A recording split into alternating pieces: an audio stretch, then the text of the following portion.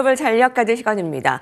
유니스트리 자산운용 김장열 투자전략본부장께서 자리했습니다. 본부장님 안녕하세요. 네, 안녕하십니까. 네, 미증시는요 대체적으로 좀 안정적으로 낙폭을 줄였는데 오늘 국내 증시는 어떨까요? 네. 근데 반응이 어제 국내 증시 너무 좀 과도했던 것 같아요. 네, 그렇습니다. 일단은 밤 사이에 또 오늘 또 밤 사이 어떻게 될지 모르지만 두 가지가 있었죠. 낙폭이 많이 시작했다가 이제 멕시코하고는 일단 유예를 한 달간 유예해 주기로 했죠. 왜냐하면 멕시코가 군대를 보내서 그 불법 이민 이런 것도 막고 좀 조치를 취하겠다 그런 얘기를 트럼프하고 뭐 합의가 됐는지 한 달간 지켜보죠. 뭐 이렇게 했다고 해서 낙폭이 줄어들었습니다. 그리고 아마 또 추후적으로도 얘기 나온 거는 캐나다 저기 총리 있죠. 그 사람하고 트럼프하고도 무슨 또 대화를 나눴다 해서 그거는 아직 뭐 어떻게 되는지는 모르지만 역시 트레이드 딜 그러니까 무역 협상이죠.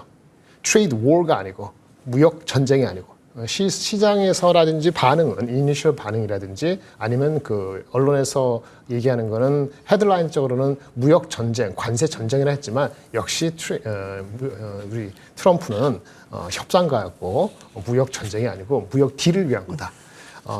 그래서 다행입니다. 그나마. 그래서 좀 낙폭을 다졌기 때문에 오늘은 오히려 한국 시장은 어저께 미리 선반영된 측면이 없지 않아 있기 때문에 네. 좀 반등을 모색할 수 있지 않을까 싶습니다. 네, 네. 선반영된 부분을 봤을 때 오늘은 뭐 국내 증시가 좀 반등이 나오지 않을까 싶은데 사실 뭐 일각에서는 한국에도 뭐 관세 부과 이제 시간 문제다. 앞으로 뭐 멕시코, 캐나다, 중국, EU와의 얘기가 계속 나오겠지만 한국도 뭐 얘기가 나오면 또 한 번의 또 변동성을 야기를 시켜서 네. 좀 피해야 되는 건가요? 올해는?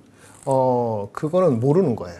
뭐냐면은 캐나다하고 멕시코가 이제 미국하고 지금 왔다가 첫 번째 하는 거는 캐나다하고 멕시코는 기본적으로 걔네들 수출량의 거의 4분의 3, 75% 거의 70, 80%가 미국에 의존할 수밖에 없기 구조이기 때문에 방법이 없습니다. 미국이 저렇게 압박을 하면은 굴욕적이든 뭐하든 간에 협상을 할 수밖에 없어요. 시간의 문제이기 때문에. 그래서 지금 아까 멕시코한테 그래? 너 한 달간 지켜볼게 이런 거고 캐나다가 이렇게 주장했다 합니다. 아세요? 캐나다는 지금 가장 큰 것이 미국하고는 원유 수출 문제거든요. 근데 캐나다가 캐나다 자체의 서쪽이 있죠. 밴쿠버에서 동쪽에 있는 자기네 수도로 이렇게 원유를 수송하려면 파이프라인이 있어야 되거든요. 파이프라인은 어디로 통과하는지 아세요? 캐나다 서쪽에서 있는 원유가 캐나다 동쪽에 있는 원유 대도시로 가는데 캐나다 땅을 건너서 가지 않습니다. 미국 땅을 파이프라인을 통해서 가요. 그러니까 캐나다가 미국한테 반격할 수 있는 방법이 없어요. 그래서 캐나다, 멕시코 둘 다 엄청난 의혹 때문에 의존 때문에 미국의 압력에 굴복할 수밖에 없다. 시간 문제다. 이렇게 보는 거죠. 그러면 이거하고 한국에 대한 거하고 유럽에 대한 거하고 중국에 대한 거는 어떤 거냐? 각각 다 다릅니다. 중국하고의 본 게임은 아직 시작 안 했어요. 네네. 중국은 자기네 수출 중에서 미국에 대한 비중이 얼마나 될까요? 우리가 중국이 죽을 것 같지만 중국이 미국에 대한 자기네 수출 중에서 미국에 대한 비중은 많이 줄어서 한 15%밖에 안 됩니다. 그리고 중국은 미국한테 카운터 어택을 할 수 있는 게 흰돌이라든지 다른 농산품이라든지 7년 전에 트럼프 1기 때와 마찬가지로 그렇게 만만한 상대가 아니라는 거기 때문에 그 전후까지는 뭐하지만 미국과 중국과의 어떤 이런 관세에 대해서 원만하게 내지는 이제 눈치 작전 이런 식이 아주 편하게 되지 않을 수 있기 때문에 그 여진이나 그 가능성 우려는 남아 있다 보고요. 유럽 역시도 캐나다, 멕시코보다는 조금 불편한 상대고 이제 한국이 문제죠. 한국은 어떻게 되느냐는 건데 한국은 이 앞에 있는 나라들의 관계가 극도로 악화 안 되면 한국도 그렇게 악화는 안 될 것 같은데 우리는 무기가 상대적으로 적습니다. 왜냐하면 캐나다, 멕시코만큼의 의존도는 아니지만은 여전히 우리나라 수출의 한 20%는 미국이잖아요. 그러니까 그리고 우리가 중국처럼 미국에 대해서 카운터 어택 할 수 있는 게 별로 없죠. 그래서 우리의 레버리지, 협상 능력이나 정부의 지금 빈 공간 이런 거 봤을 때는 그 어느 때보다도 우리가 취약한 상태입니다. 따라서 반반 말씀드리는데 멕시코하고 캐나다 이슈는 멕시코, 캐나다 이슈는 시간의 이슈고 미국한테 굴복하는 가능성으로 갈 것이고 하지만 이것으로 인해서 그 관세 이슈가 다 해결돼서 없었던 일로 해서 작년 말처럼 돌아갈 수 있느냐 이거는 또 다른 이슈이기 때문에 그건 더 지켜봐야 된다 이렇게 말씀을 드릴 수밖에 없겠네요. 네.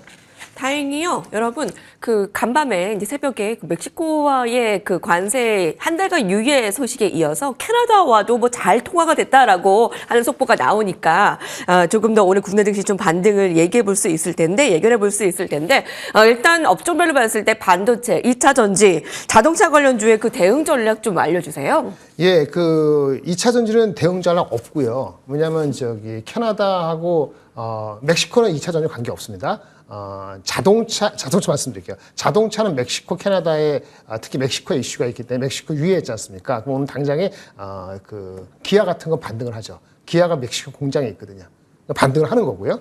그 다음에 그 LG전자도 어제 많이 빠졌는데 가전 공장이 우리가 미국에 있어요. 그래서 LG전자 같은 경우가 어저께 많이 빠졌는데 캐나다에 있어요. 그래서 가전도 캐나다하고 딜이 잘 되면은 LG도 반등할 수 있겠고요. 2차 전지는 전기차가 팔려야 되잖아요. 그렇죠? 전기차인데 이건 테슬라 관계되는데 2차 전지는 공장이 캐나다에 있을 뿐만 아니고 지금 아직 전기차가 많이 안 팔린다. 오늘도 테슬라가 많이 빠진 이유는요. 관세 이슈도 있습니다만은 테슬라가 북유럽에서 마켓쉐어를 많이 잃었다는 얘기가 나오면서 빠진 측면이 있기 때문에 2차 전지는 이 그 관세 이슈 때문에 희비가 등락하더라도 방향이 관세가 좀 완화됐다 하는 것처럼 보여서 반등하는 폭이 계속 지속적이다. 이렇게 보기에는 가장 후순위로 보입니다. 그렇게 2차 전지하고 가전이나 IT는 관계되겠고요. 반도체는 또 다른 얘기죠. 반도체는 대한민국도 무슨 보편 관세를 매길 수 있느냐 이건데 대한민국이 보편 관세에 반도체가 의미 있게 우려가 되려면은 중국하고의 트럼프하고 딜이 상당히 꼬여갈 때 그게 리스크가 될 수 있는데 그것까지 우리가 반영을 할 필요는 없기 때문에 주가가 더 빠진다면 이거는 낙폭 과대로 매수를 할 수 있는 타이밍인데 이슈는 그 반도체 중에서 모든 주식이 의미 있게 간다고 볼 수는 없고요. 낙폭 과대인 하이닉스라든지 HBM 관련되는 한미 반도체 이 정도의 중심으로만 대응이 가능할 것 같습니다. 그렇군요. 네, 말씀드리는 동안 속보 확정됐습니다.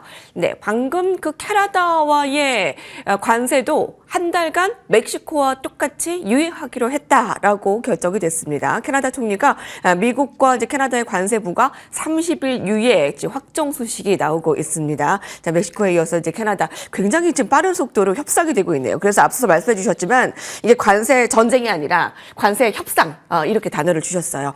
자, 이제 국내에서 봤을 때 좀 수혜라고 해야 될까요? 뭐 소프트웨어 그리고 이제 히토류까지 어제는 좀 강세였거든요. 이런 살아남은 뭐 청정 섹터라고 해야 될까요? 이에 대한 관심 좀 유효할까요? 좀 비중을 좀 늘릴까요? 일단 그 히토류는 그 중국이 미국의 그 압력에 반발할 수 있는 카드로서 히토류 수출을 제한하고 그럼 히토류의 대안이랄까 그 관련되는 것은 한국의 수혜를 보지 않을까라는 생각에서 관련되는 건데요. 여기 말씀 많이 얘기되고 있는 종목들이 대부분 작은 종목이고 실적이 나오질 않고 있기 때문에 그 트레이드 딜이 트레이드 워로 중국이 일파만파 되면 이게 지속될 수 있습니다만은 지속성에 대해서는 담보할 수 없다는 그런 리스크가 잠재되어 있다는 거 말씀을 드리겠고요. 그쪽은 이제 뭐 실적도 잘 안 잡히고 좀 그렇죠. 작은 종목들이고 네. 뭐 엔터 소프트웨어 수혜주들 그거는 트레이드 워에 좀 치우쳐 있지 않은 쪽에서는 상대적으로 세이프한데 트레이드 워가 좀 수그러들면 바로 또 이 실현 들어가겠죠. 그러니까 이게 하루하루 그때 눈치 작전을 잘 보여주셔야 되는 거고요. 원가 수혜주라 해가지고 원유 가격이 내려가면은 캐나다가 미국에 수출을 못하면은 아시아에 풀면은 한국의 정유업체들이 수혜를 받을까라고 싶어서 올라가는 게 있는데. 관련되는 건 S-오일이라든지 HD, 현대밖에 몇 개 없어요. 근데 이거 역시도 지금 캐나다하고 딜이 잠깐 보류됐다고 하면은 이것도 지금 쫓아가기에는 좀 리스크가 있죠. 그 사실 딥시크에 대한 그 여파가 아직 채 가시지 않지 않습니까? 자, 그런 가운데 오늘 오픈AI의 샘 올트먼 CEO가 방한을 합니다. 관련해서 어제 카카오가 무려 한 10% 가까이 급등을 했어요. 자, AI와의 이제 협력을 통해서 이와 같은 그 딥시크에 대한 안 좋은 영향들을 좀 떨쳐내서 주가가 갈 수 있을까요? 우리 카카오라든지 다른 그 소프트웨어가 가는 거는 그 스몰 벤처 컴퍼니라든지 좀 리소스가 부족한 업체들도 좀 싸게 할 수 있다는 그런 로서 올라간 거기 때문에 카카오뿐만 아니고 뭐 여러 가지 있죠. 뭐 솔트루스라든지 한국컴퓨터 여러 가지 몇 가지 있는데 그런 종목 올라가는 거는 특히 카카오 같은 경우는 힘이 부족하다는 걸 느껴서 원래 갖고 있는 컬래버레이션을 이젠 오픈 AI가 하는 거는 상당히 바람직하다 봅니다. 근데 실체가 어떤 건지 좀 들여다봐야 될 것 같고요. 만약에 잘 된다면 카카오라든지 이런 업체들한테는 도움이 분명히 될 것 같은데 작은 업체들의 여러 가지 소프트웨어 업체들이 올라가는 거는 이거는 사실은 우리가 딥시크는 아니잖아요. 딥시크가 단순하게 싸게 만들었다는 그런 거 보고 거기 있는 사람들이 얼마나 제대로 평가를 받고 연봉도 다르거든요, 우리라고. 그런 서포트할 수 있는 우리 체제가 준비되어 있는 회사가 있느냐로 봤을 때 저는 의심스럽습니다. 그래서 지금 소프트웨어 주식을 최근에 올랐는데 예. 그것만 갖고 쫓아가는 거는 카카오나 네이버처럼 큰 업체는 뭔가 협력의 틀이 있지만 작은 업체들은 조금 리스크하거나 이미 타이밍이 늦었다라고 보여지고요. 그다음에 이 딥시크의 임팩트라는 거는 가장 큰 거는 삼성전자입니다. TSMC고 네. 엔비디아고. 근데 엔비디아가 PER이 지금 한 27배 정도로 많이 내려갔기 때문에 좀 더 빠진다면 이거는 분명히 저가 매수에 들어올 것이고 가장 튼튼한 거는 그나마 튼튼한 게 아니고 방법이 있는 거는 하이닉스하고 아까 말한 한미반도체 같은 경우는 임팩트가 나쁘게 있을 수 있지만은 만약에 AI가 확대되면은 궁극적으로 효과를 보기 때문에 저가 매수로 들어갈 수 있다고 말씀을 드릴 수는 있겠고요. 나머지는 특별히 우리가 특별히 손해 본다기보다는 대형주가 손해 봐서 시가총액이 나쁜 거고 소형주에서는 크게 이득 보는 거에 대한 기대감은 미리 반영됐기 때문에 흥분에 쫓아가기는 이미 늦었다라고 말씀드리겠습니다. 그렇군요. 자, 어제 국내 증시가 다른 전 세계 증시에 비해서 너무 과도하게 빠졌습니다. 아까 선반영이라는 말씀해 주셨지만 전략 세워주시죠. 어저께 과도하게 빠지지는 않았다고 보고요. 네. 그러니까 선반영인 거지. 네, 선반영이 된 건데 어저께 삼성전자라든지 그거는 실적이 나쁘게 나왔기 때문에 오늘은 반등할 수 있었는데 삼성전자 실적 기준으로 보면은 4만 원대로 내려가는 것이 오히려 타당하다고 보기 때문에 오늘 반등하는 요인하고 내려가는 요인이 있는데 여전히 주도주가 계속 간다고 저는 봅니다. 주도주는 조선주라고 보고요. 임팩트가 별로 없으니까요. 어저께 심지어 조선주도 어떤 관세 받느냐 이런 우려 때문에 약간 빠진 면도 있는데 그렇고 변압기하고 하이닉스는 투자 기간 이거를 한 달을 보느냐 석 달을 보냐에 따라 다른데 석 달에서 5달을 본다면은 변압기하고 하이닉스 중에서의 저가 분할 매수는 나누어서 할 수 있다고 보고요. 삼성전자는 5만 원 이하로 가거나 1분기 실적에 대해 반영되는 시점까지 확인할 것 같고 우리가 중국하고의 트레이드 워가 아니라는 확인이 된다면은 아마 지금 정도에서 반등이 일어날 것이고 중국하고의 관계 속이 아직도 여전히 잘 모르겠다 그러면은 조금 더 빠질 염려는 열어놓으시고 접근하시는 게 좋다고 보지만 전체적으로는 미국장이 안정화된다면은 5% 이내의 추가 하락 압력은 견뎌낼 수 있다 이렇게 판단되고 있습니다. 네, 당분간 조선주를 좀 계속 주도주로 봐야 되겠고요. 네. 변압기, SK 하이닉스 쪽은 저가 매수 유효. 좀 시원한 대응 전략 감사합니다. 예, 뉴스토리 자산운용 김장열 투자전략본부장께서 함께해 주셨습니다. 감사합니다. 네, 감사합니다.